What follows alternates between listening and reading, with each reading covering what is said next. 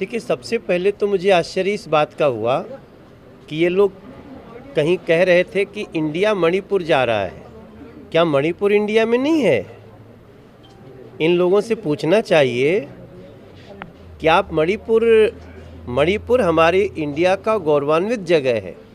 जो समस्याएं हैं मणिपुर की, उन समस्याओं को समझने के लिए जो दिल चाहिए, जिसके तहत अमित शाह जी, देश के गृह मंत्री जी ने वहाँ 3 दिन प्रवास किया, और तब किया जब ये समस्या इस बार वाली वहाँ आई थी। तब तो ये लोग नहीं गए, तब तो यूपीए वहाँ नहीं दिखा। आज जब वहाँ सुख शांति बहाल हो रही है, जब जिनके बीच संघर्ष हुआ था वो लोग भी बातचीत के द्वारा और सब कुछ वहाँ पे शांति की तरफ अग्रसर है, तब जाना, और जाने से वहाँ की बातें जानने से ज़्यादा फ़ोटो चमकाना। आपने देखा होगा एयरपोर्ट पे जाके फ़ोटो डाल रहे हैं, एयरपोर्ट जाते हुए फ़ोटो डाल रहे हैं। तो क्या आप सियासी पर्यटन पे हैं? तो इन पे कई सवाल उठते हैं। फिर भी हम तो इनका स्वागत करते हैं, आप वहाँ हो के आइए, लेकिन चर्चा तो करिए।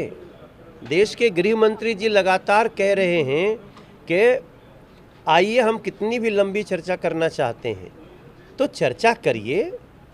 जो मणिपुर से प्यार करेगा वो चर्चा से इनकार नहीं करेगा, और देश के गृह मंत्री कह रहे हैं हम चर्चा करना चाहते हैं। साथ ही मैं एक बात और याद दिलाना चाहता हूँ, आज जो दुर्घट घटना हुई है मणिपुर में, 147 लोगों की उसमें जानें गई हैं। हमें जितना उसका दुख है, शायद वो ये जो विपक्ष के लोग हैं उनको नहीं है। लेकिन इससे भी बड़ी घटना 1993 में घटी थी मणिपुर में, जहां 750 लोगों की जानें गई थी मणिपुर की। तो मुझे ज़रा ये विपक्ष बताए कि तब क्या गृह मंत्री वहां गए थे? तब क्या गृह मंत्री ने कोई बयान दिया था 1993 में? इस घटना पे तो प्रधानमंत्री का स्टेटमेंट भी आया है, और स्टेटमेंट की मैं बहुत पीड़ा और क्रोध में हूँ।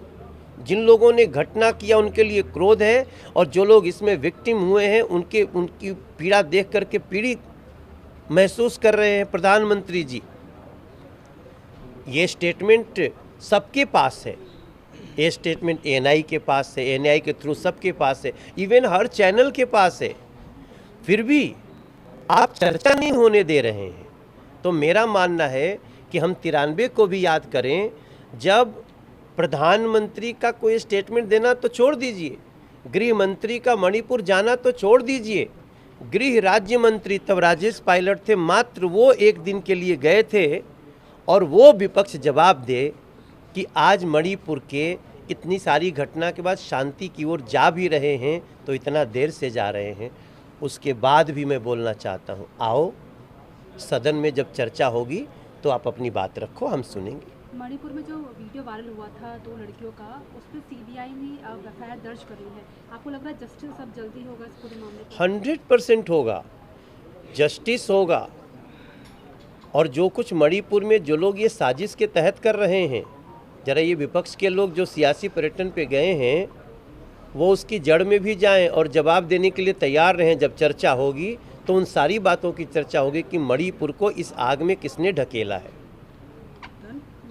इसके अलावा पीएम मोदी ने आज बोला है कि जो भारत के युवा हैं उनके साथ लैंग्वेजेस के बिहार पर इनजस्टिस किया जाता है। आजकल हम देख रहे हैं इंग्लिश का बहुत चलन है, तो हर देश की अपनी भाषा होती है, लेकिन उस भाषा का अगर हमारे भारतीयों पर दबाव बढ़ता है, इनजस्टिस होता है, उनका टैलेंट नहीं सराहा जाता है। देखिए, ये एक बहुत बड़ी हमारे देश की प्रॉब्लम है, जिसको प्रधानमंत्री जी ने एड्रेस किया है, और मात्र एड्रेस नहीं किया है। आज के 5 दिन पहले देश के शिक्षा मंत्रालय ने ये डिसीजन लिया है प्रधानमंत्री जी के निर्देश पर, कि अब हर क्षेत्रीय भाषा में भी उनकी पढ़ाई होनी चाहिए। हर भारतीय भाषा में पढ़ाई होगी स्कूलों में, और एक बड़े इनिशिएटिव के साथ हम आगे बढ़ गए हैं। इसी कंसेप्ट में, इसी संदर्भ में देखना चाहिए प्रधानमंत्री जी के स्टेटमेंट को, कि हमें हर भाषा के आधार पे आप किसी को अगड़ा पिछड़ा नहीं बोल सकते। अगर कोई व्यक्ति तमिल बोलता है तो भी उसकी विद्वता जो है उसको इसलिए नहीं नकारी जा सकती कि उसको अंग्रेजी नहीं आती है। अगर कोई केरल का व्यक्ति, कोई अरुणाचल का व्यक्ति, खैर वहाँ तो हिंदी ही बोली जाती है, इन सारे प्रदेशों में जहाँ भी दूसरी भाषाएं हैं उनको अपनी भाषा में भी उसकी विद्वता को ध्यान में रखो, न कि अंग्रेजी के आधार। आखिरी सवाल है, थर्ड विपक्षी दल की बैठक होगी 15 अगस्त को या सितंबर के पहले हफ्ते में? सेकंड में तो उन्होंने मोर्चे को नाम दे दिया था, अब थर्ड में आप लोग क्या सोच रहे हो? देखो, वो उनका अपना काम है, उसमें हम क्यों सोचें। हम अपने एनडीए के बारे में सोचेंगे और हम अपने भारत के बारे में सोचेंगे, भारत की प्रगति के बारे में सोचेंगे। वो लोग इंडिया को I.N.D. इसमें करने में सोचें। वो पहले भी इंडिया के टुकड़े टुकड़े करने के समर्थक थे, आज भी उसको बिंदी बिंदी बिंदी लगा करके अलग करने की कोशिश करते हैं, लेकिन देश होने नहीं देगा।